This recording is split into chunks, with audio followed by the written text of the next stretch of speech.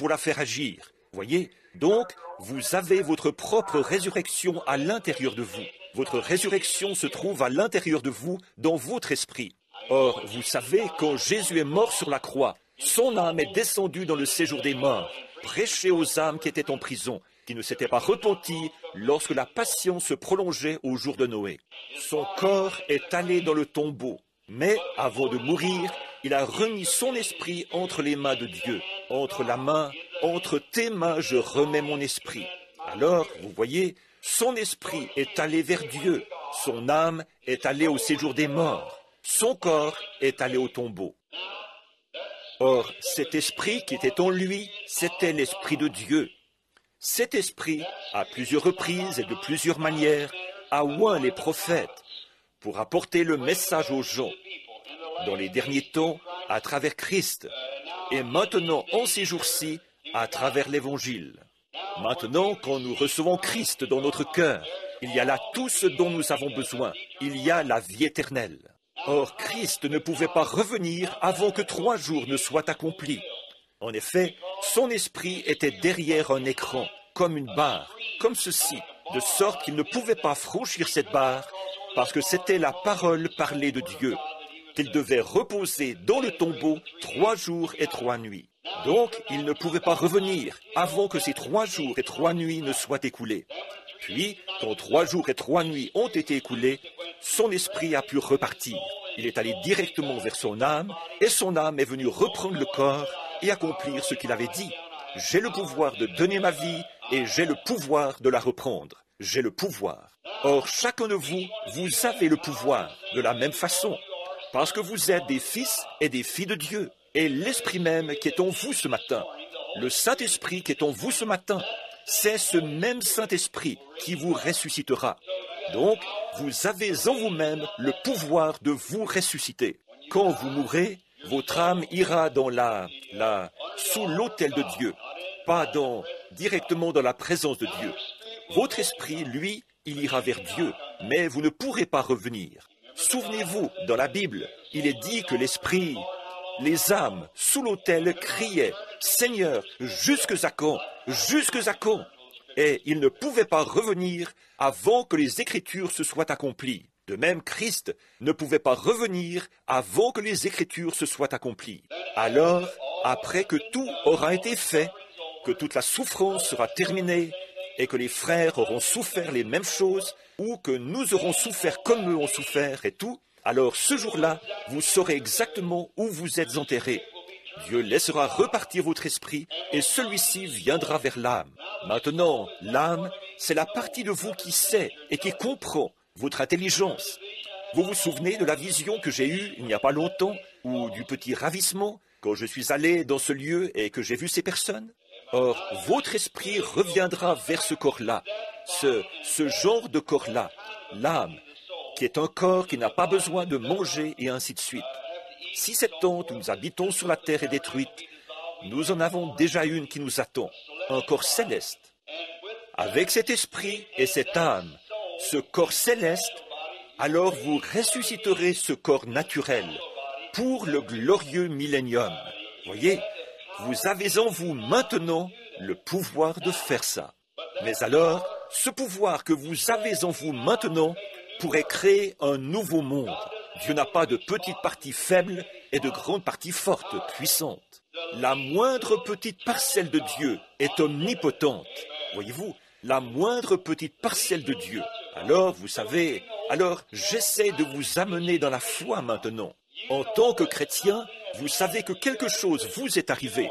Le savez-vous? Avant, vous viviez ici, en bas, dans la souillure, avec toute la souillure et le péché, et la boisson, et les jeux d'argent, et les choses du monde. Eh bien, dès que vous avez cru que Christ avait pardonné vos péchés, vous vous êtes élevé au-dessus de ce genre de choses-là. Maintenant, vous vivez ici, plus haut, voyez-vous, au-dessus de tout ça. Pourquoi? Parce que vous croyez que vous êtes un chrétien. Alors, une fois que vous avez accepté Christ et que le Saint-Esprit est venu à vous, vous avez foi dans le Saint-Esprit, qui vous donne le pouvoir de vivre au-dessus de ce genre de vie-là, de péché. Eh bien, maintenant, la seule chose que vous avez à faire, pour vous élever plus haut dans la guérison, c'est simplement d'avoir plus de foi. C'est simplement de continuer à monter. Voyez? Et vous y voilà. Maintenant, vous êtes malade et vous n'êtes pas un chrétien. Devenez un chrétien tout de suite, pour que, en devenant un chrétien, cette puissance de guérison entre en vous. Et c'est ce qui vous donnera la foi pour vivre au-dessus du péché. C'est ce qui vous donnera la foi. Et tout ce dont vous avez besoin pour ce voyage-ci est en vous maintenant même. La seule chose que vous avez à faire, c'est d'avoir la foi en Dieu, qui fait sortir de vous les bonnes choses qui sont en vous par le Saint-Esprit. Est-ce que vous comprenez clairement maintenant? Vous avez saisi? Je crois que Billy m'a dit hier soir, il m'a appelé et il me disait de venir ce matin, spécialement pour une personne qui est venue en pensant que nous avions des réunions cette semaine sur les 7 sceaux. Et ils ont amené un enfant malade, je crois. Alors, si vous êtes ici maintenant, monsieur, souvenez-vous, vous ne pouvez pas, c'est votre foi qui devra entrer en action pour cet enfant, si c'est un petit enfant en bas âge. Mais maintenant, je vais prendre un autre passage de l'Écriture, si c'est d'accord, un petit instant. Souvenez-vous, là, dans les évangiles, nous lisons au chapitre 16, je crois, des Actes, que Paul et Silas étaient en prison une nuit. Ils avaient été battus pour avoir chassé un esprit démoniaque d'une diseuse de bonne aventure. Et ses maîtres s'étaient fâchés pour ça. Alors, ils les avaient battus et les avaient mis dans la prison intérieure. Après quoi, pendant que Paul et Silas priaient, alors Dieu envoya un tremblement de terre qui a secoué toute la prison. Le geôlier philippien, qui était centenier, alors, d'avoir perdu ses 6 prisonniers, il aurait à payer de sa propre vie la perte des prisonniers. Il a tiré son épée et il allait se suicider. Quand Paul a accouru et a dit « Ne te fais point de mal, nous sommes tous ici ». Et ce centenier, disons, était de ceux qui avaient été impressionnés par Paul et les autres. Ils avaient peut-être chanté des cantiques, ils avaient peut-être témoigné ou fait quelque chose. Mais quoi qu'il en soit, ils savaient que c'étaient des hommes saints. Ils savaient qu'il y avait quelque chose de différent chez ces hommes-là. En effet, rapidement, il a demandé « Que faut-il que je fasse pour être sauvé? Que faut-il que je fasse pour être sauvé ?» Alors Paul a dit « Crois au Seigneur Jésus-Christ, et toi et ta famille, vous serez sauvés. » Eh bien alors, si de croire au Seigneur Jésus-Christ, ça ne veut pas dire que son salut à lui allait sauver sa famille. Mais s'il a assez de foi en Dieu pour son propre salut, il peut avoir la même foi pour sa famille. Et sa famille devra entrer aussi. Voyez-vous, même chose. Tout comme Job l'avait fait, comme je l'ai dit l'autre soir, là-bas en Géorgie à une réunion. J'ai dit, Job, il disait, « Bon, je ne sais pas si mes enfants péchaient, mais s'ils avaient péché. » Et Job avait une seule chose à faire, pour être juste, c'était d'offrir un holocauste. Il disait qu'il allait offrir l'holocauste. Et alors, si ses enfants avaient péché, ils seraient pardonnés de leurs péchés. Et c'était vraiment une bonne chose que leur père ait fait ça. C'était bien pensé de la part de ce père. Nous avons besoin de plus de pères de cette trempe aujourd'hui. Et Job a offert l'holocauste. Ça, c'était avant que sa tragédie commence. Mais quand tous ses enfants ont été tués, et toutes ses brebis détruites, et que tout ce qu'il avait lui a été enlevé, il était assis sur le tas de cendres derrière sa maison. Il se grattait avec un tesson. Avez-vous remarqué, après les jours de sa tragédie, quand Dieu s'est mis à lui redonner, là où il avait eu 10 000 têtes de bétail, et ainsi de suite, il lui en a redonné le double, et le double du nombre de ses brebis, et le double de tout. Mais, avez-vous remarqué, et Dieu a aussi donné à Job ses 7 enfants. Vous êtes-vous déjà demandé où ils étaient? L'Holocauste les avait représentés. Ils étaient sauvés dans la gloire. Ils attendaient qu'il arrive. Il est avec eux aujourd'hui. Toi et ta famille, vous serez sauvés. Voyez? Alors Job avait une seule chose à faire pour être juste. C'était d'offrir l'Holocauste. Vous avez une seule chose à faire pour être juste. C'est d'avoir la foi en Dieu. Car c'est par la foi que vous êtes sauvés. C'est par la foi que vous êtes guéris, c'est par la foi que vous recevez tout ce que vous avez. Voyez? C'est par la foi que vous le croyez. Alors, crois au Seigneur Jésus-Christ, et toi et ta famille, vous serez sauvés. Maintenant, monsieur, si vous avez ici avec vous le bébé pour qui on doit prier, croyez vous-même. Je suis ici pour mettre ma foi avec la vôtre, et ensemble, Nous allons croire que Dieu guérira ce bébé. Vous voyez, nous avons en nous le pouvoir de faire ça. Vous avez en vous le pouvoir de le faire. Chaque chrétien a le pouvoir de le faire. Mais maintenant, si nous pouvons seulement arriver à... Ce pouvoir est contrôlé par une loi. Comme je l'ai souvent dit, c'est comme la gravitation qui contrôle l'eau, parce que c'est une loi. La gravitation contrôle l'eau. Le soleil est contrôlé par la Terre, la rotation de la Terre. Vous ne pouvez pas faire quelque chose au soleil, là, dire « Je crois que j'ai envie de dormir un peu plus longtemps. Retiens-toi 1 heure. » Il ne le fera pas, voyez-vous, parce qu'il y a une loi. Si vous agissez selon cette loi, eh bien, alors, tout ira bien. Si vous vous couchez à l'heure, vous pourrez vous réveiller à l'heure. Et si vous... Par exemple, nous avons le lac supérieur, le lac Ontario, le lac Huron et tous les grands lacs là-haut. Nous avons des dizaines de milliers d'acres de terre au Nevada, en Californie, en Arizona et au Nouveau-Mexique qui sont en train de griller à cause du manque de cette eau. Des terres où on pourrait cultiver n'importe quoi. Vous pourriez nourrir le monde entier là-bas, si seulement vous aviez là-bas cette eau qui se trouve là-haut. Et ces lacs n'en seraient pas affectés, parce qu'ils sont alimentés par des sources. Dès que leur niveau baisse, ils remontent aussitôt, parce que la gravitation le maintient là. Eh bien, alors, si vous pouvez agir selon la loi de la gravitation, vous pourrez prendre tous les grands lacs et arroser toutes les contrées là-bas et nourrir le monde entier. Plus personne n'aurait faim. Mais vous ne pouvez pas rester assis là et dire « Oui, je le vois, c'est sûr, il faut que vous alliez le faire. » Eh bien, c'est pareil pour la loi de Dieu. La loi de Dieu, c'est la foi. Nous avons la foi ici ce matin pour guérir toute maladie, pour tout faire. Mais c'est contrôlé par une loi. Et cette loi, c'est la foi. La loi de Dieu, c'est la foi.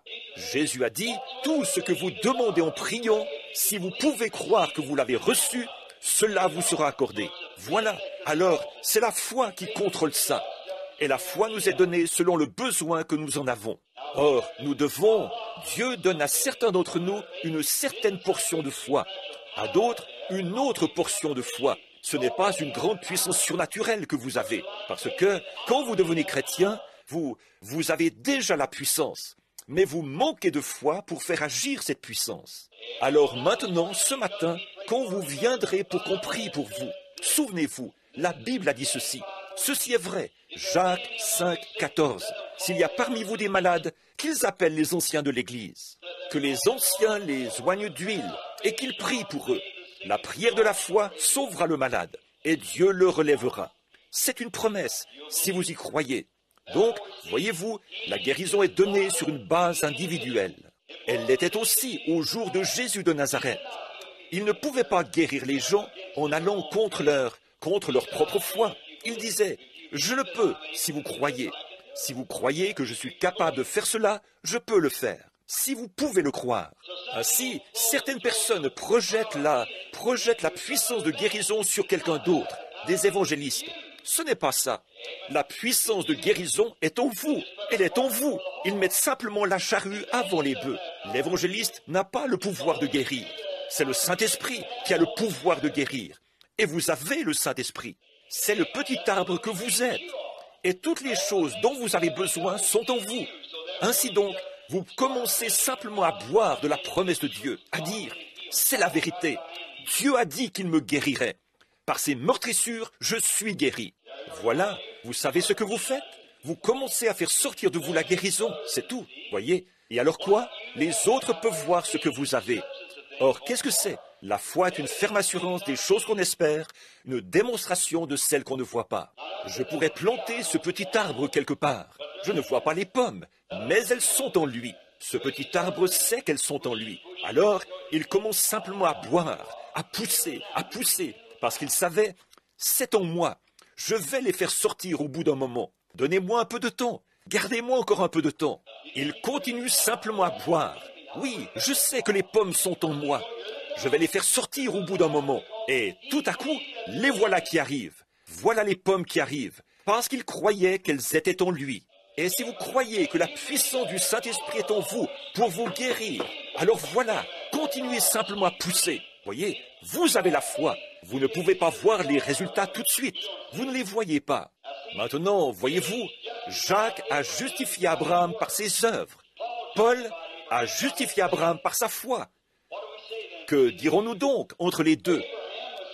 Abraham parlait de ce que, je veux dire, Paul parlait de ce que Dieu avait vu en Abraham. Et Jacques parlait de ce que les gens avaient vu en Abraham. Voyez? Bon, voyez? Donc, Dieu le savait avant que le bébé vienne, qu'Abraham avait la foi. Et Abraham l'a prouvé à Dieu en agissant comme si le bébé allait venir, alors qu'il était stérile. Il n'avait pas d'enfant, le sein de sa femme était mort, et lui, il était stérile. Mais pourtant, il savait que quelque part, à l'intérieur, se trouvait ce bébé. Vous voyez, il a continué à boire la promesse. Il s'appuyait contre le grand El Shaddai de Dieu, la mamelle. Il s'appuyait là, il buvait, en sachant que Dieu le lui donnerait. Il savait que c'était une promesse et qu'il devait le faire.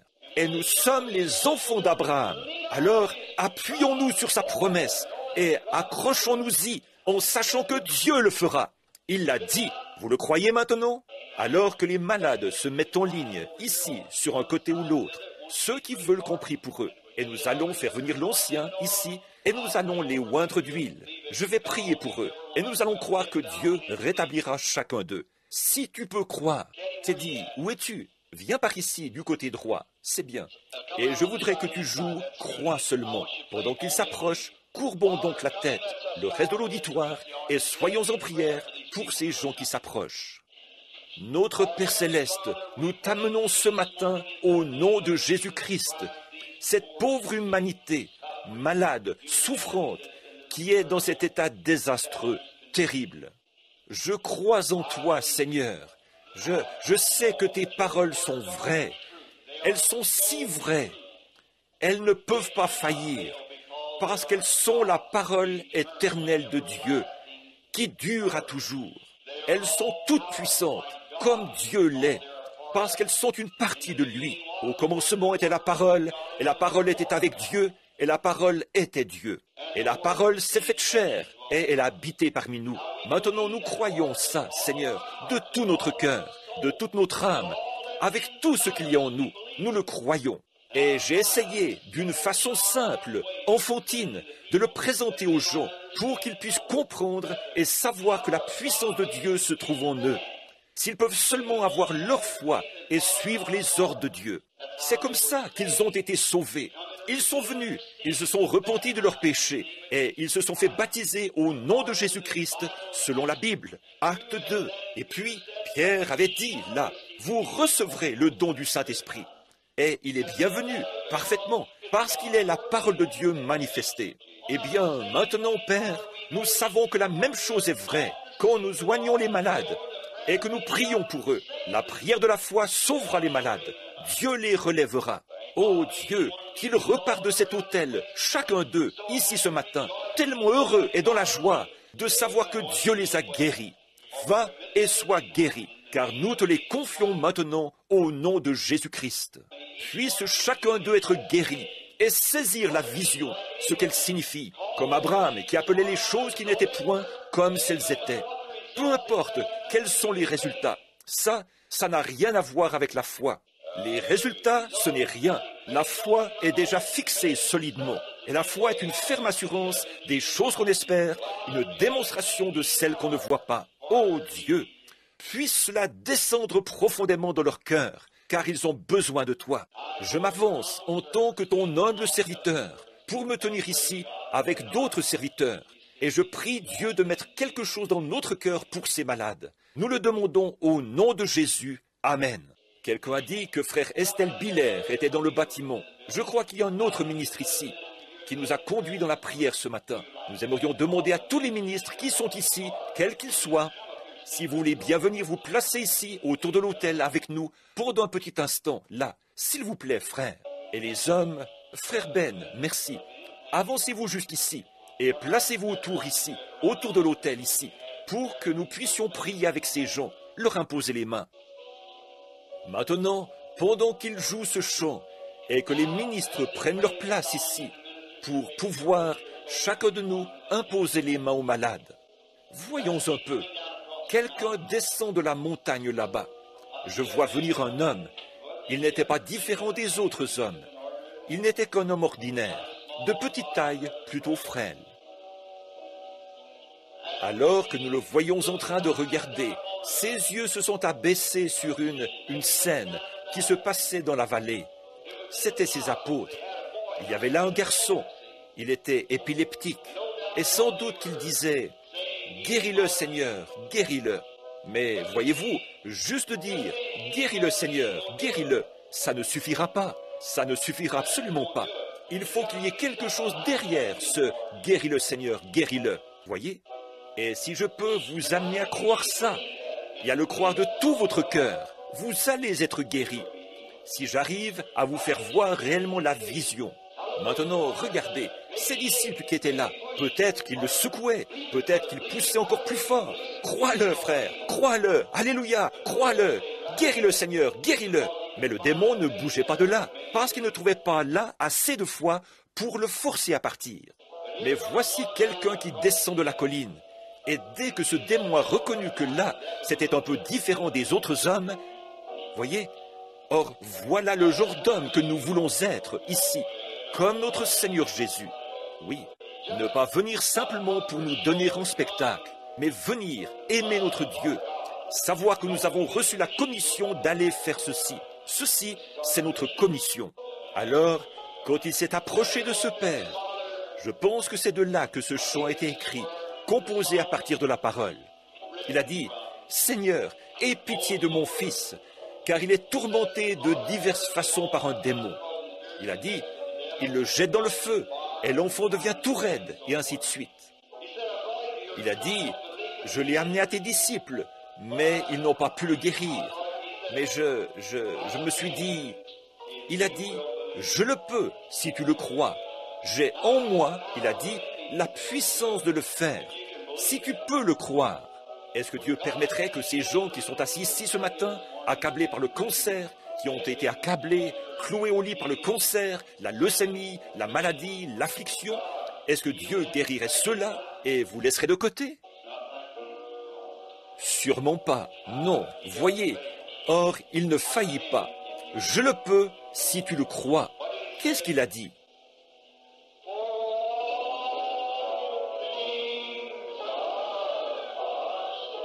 Car tout est possible. Crois.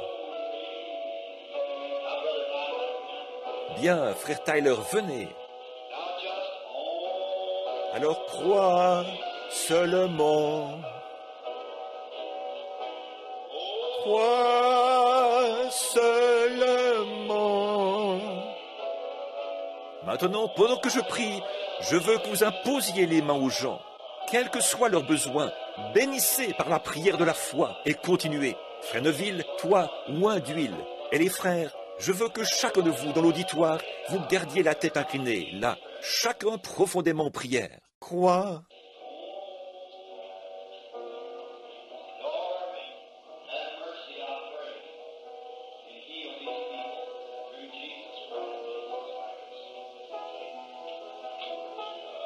Seigneur, fais miséricorde, je prie, et guéris ces gens par le nom de Jésus-Christ. Amen. Au nom de Jésus de Nazareth, en observant un bon nombre de personnes dans la ligne, de voir leur réaction, de voir comment ils réagissent à une action. Voyez, une action, c'est une chose, par exemple, ils se sont levés et ils se sont avancés. Une autre chose, c'est la façon dont ils réagissent à cette action qu'ils ont accomplie. Après qu'ils en sont venus à croire que, quand on aura prié pour eux, ils seront guéris. Alors observez la réaction de leur action. Bon, notre pasteur a son message pour nous ce matin, j'en suis sûr. J'aimerais faire une observation sur quelque chose, un petit instant. Une jeune catholique s'est tenue là, près de l'autel. Il y a quelques jours, elle était chez moi, elle et son mari. Et je connais son mari depuis longtemps. Et il y a eu quelque chose là, pendant que nous étions assis pour un entretien privé. C'est là que nous avons eu la vision. C'est là que avant, je faisais ça ici à l'église, mais ça prenait la matinée et tout. Et donc, c'était là. Je n'ai rien dit du tout, étant donné que c'était une jeune fille. Et une autre chose, elle avait, depuis toujours, été élevée dans une église catholique et tout. Mais elle s'est mise à parler pour sa mère. Et à ce moment-là, j'ai eu une vision de sa mère. Je lui ai dit quel était le problème de sa mère. Je l'ai décrite et l'apparence extérieure de sa mère.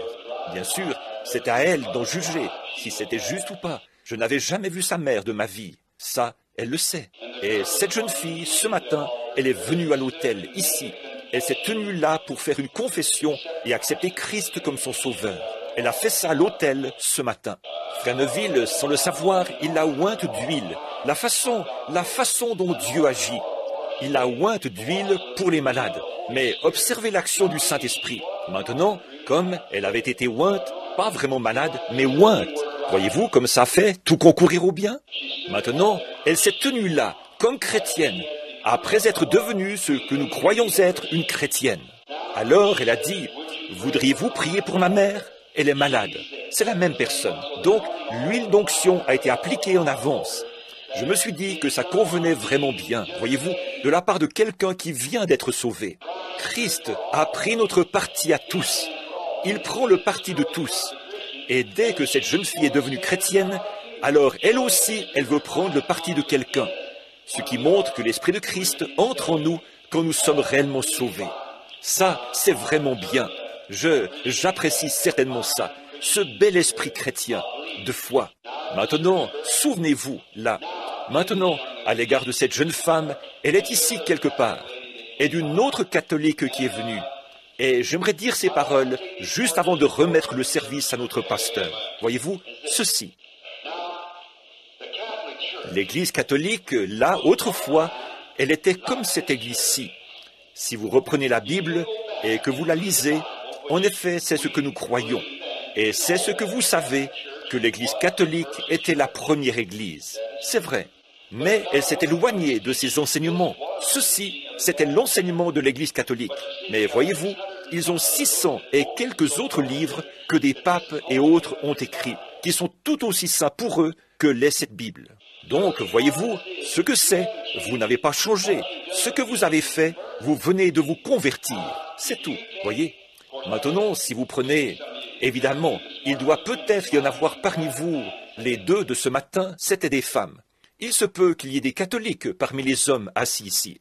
Si vous reprenez l'histoire de l'Église, si peut-être vous demandiez à votre prêtre l'action des apôtres dans la Bible ici, est-ce que c'était comme ça que eux, est-ce que c'était les premiers catholiques? Il vous dira oui, et c'est vrai, ils l'étaient. Or, regardez quelle sorte de religion ils avaient. Ils se rencontraient dans des petits lieux, tout simples. Ils ne disaient jamais de « Je vous salue Marie » ou de « Notre Père ». Ça, c'est une tradition de l'Église. Qu'est-ce qu'ils disaient? Ils louaient Dieu, ils poussaient des cris, ils pleuraient. Regardez là, dans Acte 2, quand le saint apôtre Pierre et Jacques et Jean et tous, ils étaient ensemble. La Bible dit qu'ils ont parlé en langue. Et ils poussaient des cris, et ils agissaient même tellement remplis de l'esprit, qu'ils agissaient comme s'ils étaient ivres. Et à un tel point que les gens du dehors ont demandé, ne sont-ils pas tous des ivrognes? Et alors Pierre, l'apôtre, le très saint Pierre, quand il s'est levé, alors il a dit, « Hommes, frères, ces hommes ne sont pas ivres, mais ils sont remplis de l'esprit, comme la Bible l'avait dit. » Maintenant, ça, c'était l'Église catholique du début, selon leur enseignement. Or, voyez-vous, environ 200 ans plus tard, les dignitaires ont commencé à entrer dans l'Église. Alors, qu'est-ce qu'ils ont fait? Ils ont établi leur première organisation au Concile de Nicée en l'an 606 de notre ère. Ils ont formé quand le Concile de Nicée s'est tenu à Nicée, Rome, ils ont commencé à faire entrer tous les grands dignitaires. Ils ont simplement formé une église et établi une église. Après ça, elle s'est fractionnée 4 ou 5 fois. Ils sont passés, à partir de là, à l'évêque. De l'évêque, ils sont passés à un pape. Et de là, il y a eu les orthodoxes grecs et différents autres groupes, jusqu'à ce qu'il l'ait complètement fractionnée. Et vous voyez où elle en est aujourd'hui. Elle est vraiment fractionnée en toutes sortes de groupes. Mais ce que nous essayons de faire, mon ami catholique, voyez-vous, nous aussi, nous sommes catholiques. Nous sommes les premiers catholiques, ceux du début, et le nom d'église qu'ils nous donnent maintenant. En général, nous sommes regardés comme des pentecôtistes, parce que nous croyons à la bénédiction pentecôtiste. C'est là que l'église catholique s'est organisée. Et dans nos organisations de Pentecôte aujourd'hui, si ce monde durait encore 500 ans, cette organisation de Pentecôte serait plus formaliste que l'église catholique romaine l'est aujourd'hui. elles s'éloignent toujours plus de la même manière. Et quand ils s'organisent, ils en font un club. Et alors ils deviennent simplement un club, des membres et des âmes inconverties. À mes chers et précieux frères et sœurs, à chacun de vous, en tant que serviteur de Dieu, je n'ai jamais dit ceci auparavant dans le monde, dans cette église, je ne l'ai jamais dit. Mais en tant que prophète du Seigneur, je vous dis, voici la lumière, marchez-y.